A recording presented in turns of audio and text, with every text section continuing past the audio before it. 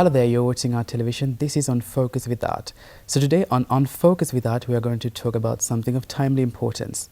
To talk about this, we have someone special in our studios, Mr. Daniel Friedman, founder and CEO of Zengate Global. Hi, Daniel. How have you been? I am good. Thanks for having me. Okay.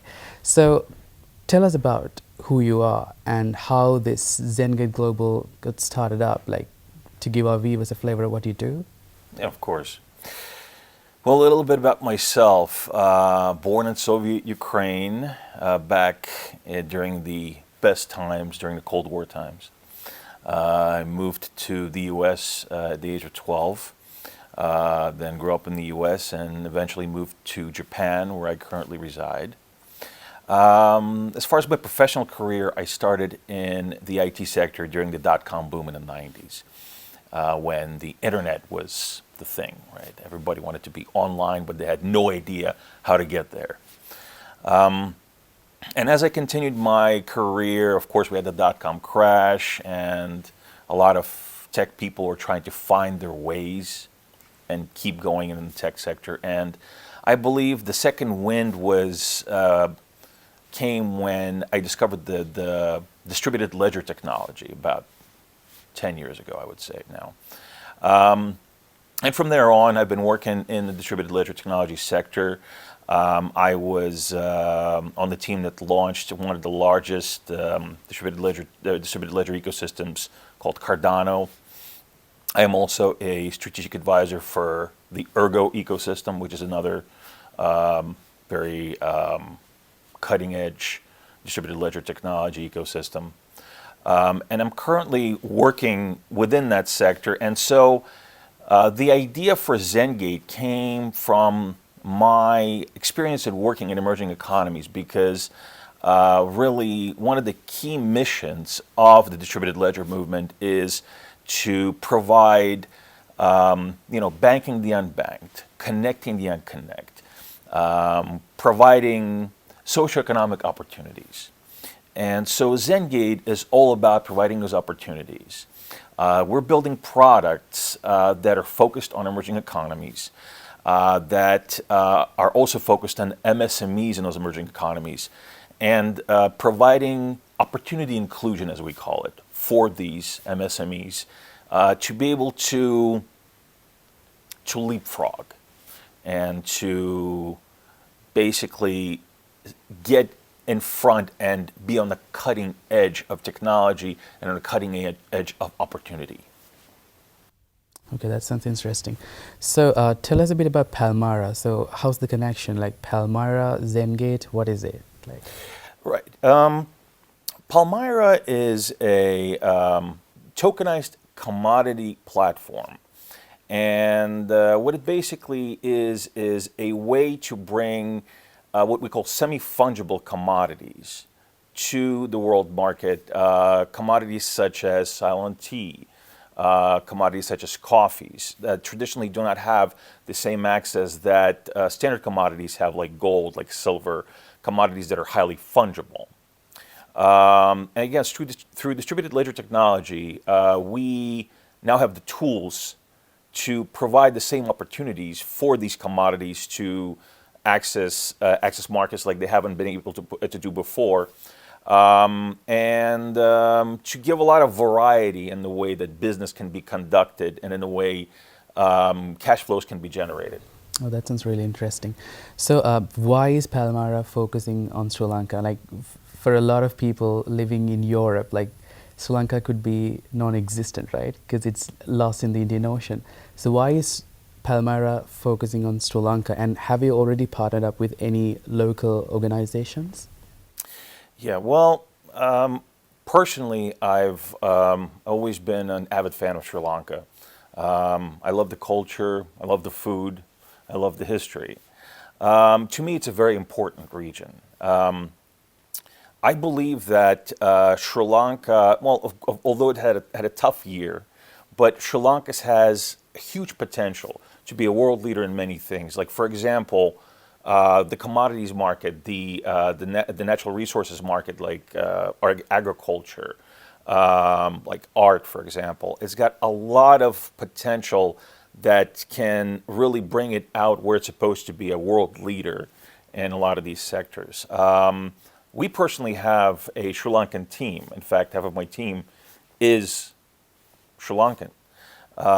And when we were actually thinking about, okay, so we have the idea of Palmyra, we have this idea of how to bring this opportunity inclusion through distributed ledger technology, through tokenized commodities, to MSMEs. Where do we go? Well, Sri Lanka just seemed like the perfect place to start because it is just so robust with the resources, and because the agricultural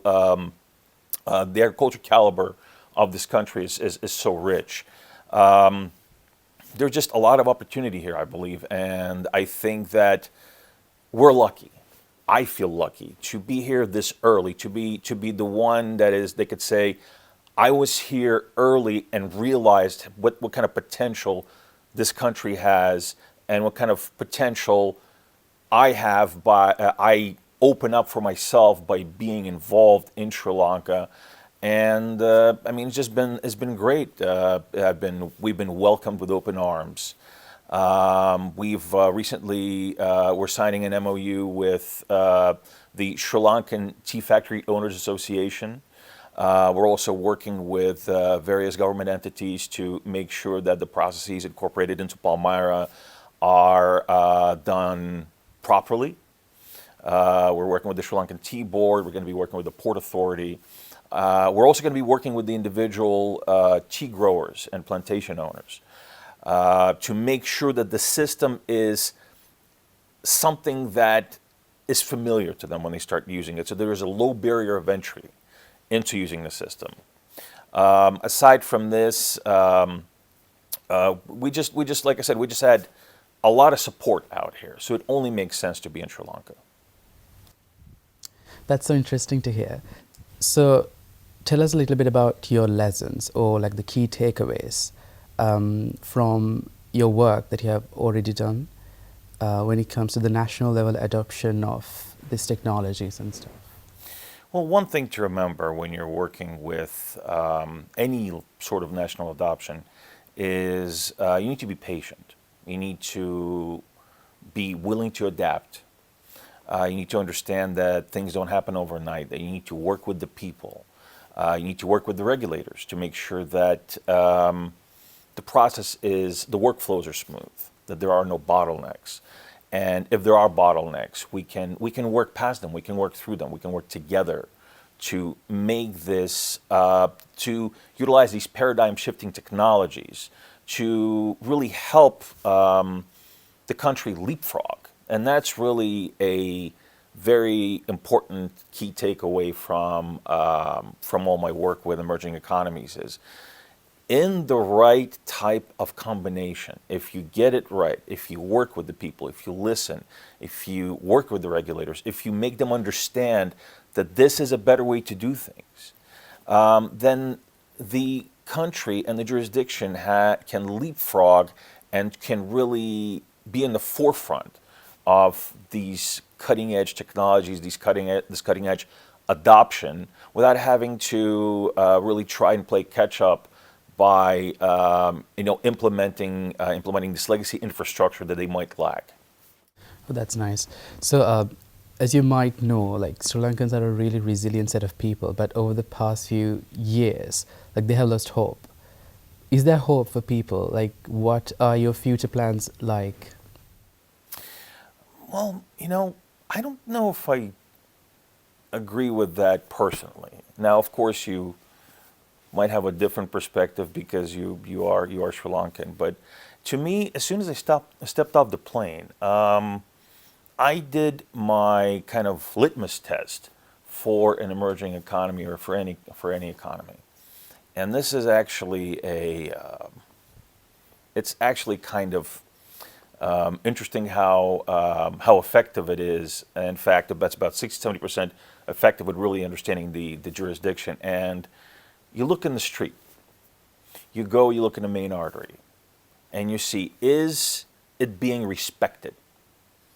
Is the street being respected by the people, by the government, Is it maintained?